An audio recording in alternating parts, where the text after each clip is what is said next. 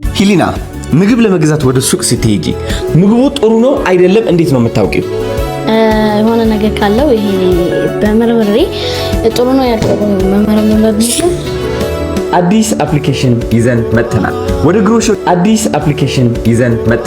ወደ ግሮሰሪ ስቶር ስትሄዱ አንድ የመረጣችሁት ምግብ ጤናማ ነው ወይስ ለጤናችሁ መጥፎ ነው የሚለውን ዕውቀት መያዝ ከፈለጋችሁ ስማርት ቴስት ኤአይ ይዘንልዎት መጥተናል። አፕ ስቶር ላይ ፕሌይ ስቶር ላይ ማግኘት ትችላላችሁ። በውፍረት የምትቸገሩ ከሆነ የምትበሉት ምግብ የማታውቁት ከሆነ ፎቶ በማንሳት ብቻ ህይወታችሁ መቀየር ትችላላችሁ። ስማርት ቴስት ኤአይ ለየት የሚያደርገው ነገር ቢኖር በአማርኛ መጠቀም ትችላላችሁ። የቀን ካሎሪያችሁ which is የሚያወፍራችሁና የሚያከሳችሁ ምግብ የማወቅ አቅሙ ይኖራችኋል። በምን ፎቶ በማንሳት ብቻ ምን ያህል ካርቦሃይድሬት፣ ምን ያህል ፕሮቲን፣ ምን ያህል ፋት እየበላችሁ እንደሆነ በሰከንዶች ብቻ ማወቅ ትችላላችሁ። ይህ ደግሞ ወደ ተሻለ ጤና፣ ወደ አማረ ሰውነት ያሸጋግራችኋል ማለት ነው። ውጭ ሀገር ከሆናችሁ ስማርት ቴስት ኤአይ ለእናንተ ይዘንልዎት መጥተናል። ካሁን በኋላ መደናበር የለቦትም።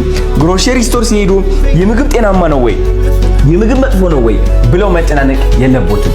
ፎቶ በማንሳት ብቻ ማወቅ ትችላላችሁ። ለምሳሌ ይህ እንቁላል ለመግዛት ወደ ግሮሰሪ ስቶር ከገባው ማድረግ ያለብኝ ፎቶ እንደምትመለከቱት በቪዲዮ ማንሳት ነው። ፎቶ ካነሳሁት በኋላ ምን ያህል ፕሮቲን እንዳለው፣ ምን ያህል ካርቦሃይድሬት እንዳለው፣ ጤናማ ነው ወይስ መጥፎ ነው የሚለውን ነገር ይነግረናል ማለት ነው። እኛ ከዛ አሰራሩን አፕሊኬሽኑ ሰጥቶን እንዴት ምግብ እንደምንሰራ ራሱ አፕሊኬሽኑ ያሳየናል። ባይዘው ምግብ እንዴት እንደምንሰራ ምን ያህል ግሮሰሪ መግዛት እንዳለብን ለአንድ ሳምንት ለራሱ ምን ያህል መግዛት እንዳለብን የሚነግረን አፕሊኬሽን ይዘን መጥተናል። እንጀራ ስትበሉ ለራሱ ፎቶ አንስታችሁ ይህ ምግብ ስንት ካሎሪ እንዳለው ያወፍረናል፣ እያበላሸን ነው፣ ጤናማ ነው ማወቅ እንችላለን ማለት ነው። ስፔሻሊ የታሸጉ ምግቦች ስትገዙ የታሸገው ምግብ ጤናማ ነው ወይስ መጥፎ ነው አታውቁም እናንተ። ብዙ ሰዎች የሚታመሙት ደግሞ በዚህ ምክንያት ነው። አሁን ደግሞ በዚህ አፕሊኬሽን ብቻ ፎቶ ያነሳችሁ ህይወታችሁ መቀየር ትችላላችሁ። ዳውንሎድ ማድረግ ከፈለጋችሁ አፕ ስቶር ላይና ፕሌይ ስቶር ላይ እንገኛለን። ለ3 ቀን ደግሞ በነፃ ፍሪ ትራያል ይዘን መጥተናል። በ3 ቀን ውስጥ ይህ አፕሊኬሽን ካልጠቀማችሁ ካልወደዳችሁት ዲሊት ማድረግ ትችላላችሁ ማለት ነው። እወዳችኋለሁ። ባጭሩ ስማርት ቴስት ኤአይ የእናንተ የግላችሁ የኒውትሪሽን አፕ ሲሆን ፎቶ በማንሳት ብቻ ምግባችሁን የምታውቁበት፣ ባስገባችሁለት ግብ መሰረት የየቀኑን የምግብ ፕላን የሚሰጣችሁ እንዲሁም ስለ ኒውትሪሽን ውፍረት መቀነስ የምትፈልጉ የአገሬ ልጆች አዲስ መፍትሄ ይዤላችሁ መጥቻለሁ። ስማርት ቴስት ኤአይ ይባላል። አዲስ አፕሊኬሽን ነው ማወቅ ያለባችሁ። ኦኬ፣ በፎቶ ብቻ በመጠቀም ግሮሰሪ ሻፕ ማድረግ ትችላላችሁ። ሰውነታችሁ መቀነስ የምትፈልጉ ከሆነ ጤናማ የበለጠ መሆን የምትፈልጉ ከሆነ ሳትጨናነቁ ምን መብላት እንዳለባችሁ እሱ ለራሱ ይሄ አፕሊኬሽኑ አስልቶላችሁ ምን አይነት ምግብ እንደምትበሉ አውቃችሁ የሚገርም ሰውነት ቅርጽ ውስጥ መግባት ትችላላችሁ። ለምሳሌ ግሮሰሪ ስትገቡ ምናምን ማለት ነው ይህ ምግብ ጤነኛ ነው ወይስ አይደለም፣ ይህ ምግብ ልግዛ ወይስ አልግዛው መወሰን ከፈለጋችሁ በፎቶ ብቻ አንስታችሁ ብታዩት እዚህ ላይ ይህ ምግብ አሪፍ ነው ወይም አሪፍ አይደለም ብሎ ይነግራችኋል ማለት ነው።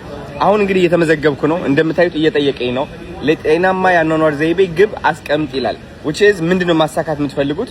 ክብደት መቀነስ፣ መጠበቅ፣ ክብደት መጨመር፣ የሆድ ስብ መቀነስ፣ ጤናማ መሆን፣ ጡንቻ መገንባት። ኢቭን ጡንቻ መገንባት ብትፈልጉም ለራሱ ኦፕሽን አለላችሁ እንደምትመለከቱ። አሁን ለምሳሌ እኔ እንትን ልላችኋለሁ ክብደት መቀነስ። ኦኬ፣ ቀጥልለዋለሁ። ከዛ በኋላ ክብደታችሁ እዚህ ጋር ነው የምታስገቡት 165።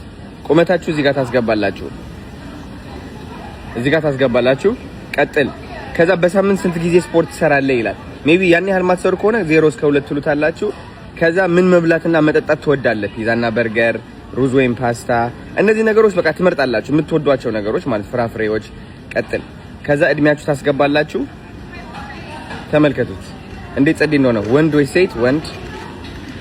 ሀገር ያላችሁበት ታስገባላችሁ። ሀገሬን አስገባለሁ ኢትዮጵያ። ከዛ ይኸው የትኛው ይገልጽሃል? ስጋ በላ፣ ቬጂቴሪያን፣ ቪገን አመጋገባችሁ ማለት ነው። ስጋ በላና ትንሽ ስጋ በላ ነው፣ አብዛኛው ስጋ በላለሁ። ስለዚህ የትኛው ይገልጽሃል? የቤት ምግብ፣ ከቤት ውጭ መብላት ወይም ሁለቱም። ማንኛውም አለርጂ ምናምን አለርጂዎች እዚህ ካላችሁ ታስገባላችሁ። እኔ የለኝም። እንቀጥለዋለሁ። ግቦችን የሚያደናቅፍ ነገር አለ።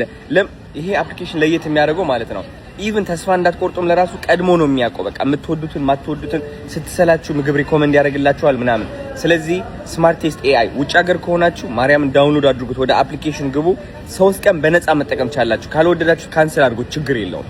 ትወዱታላችሁ በእርግጠኝነት። እሺ ወዳችኋለሁ። የፈለጋችሁትን የምትጠይቁበት አፕሊኬሽን ነው፣ ተጠቀሙበት። ዳውንሎድ ለማድረግ በአፕ ስቶር ወይም በፕሌይ ስቶር ማግኘት ትችላላችሁ።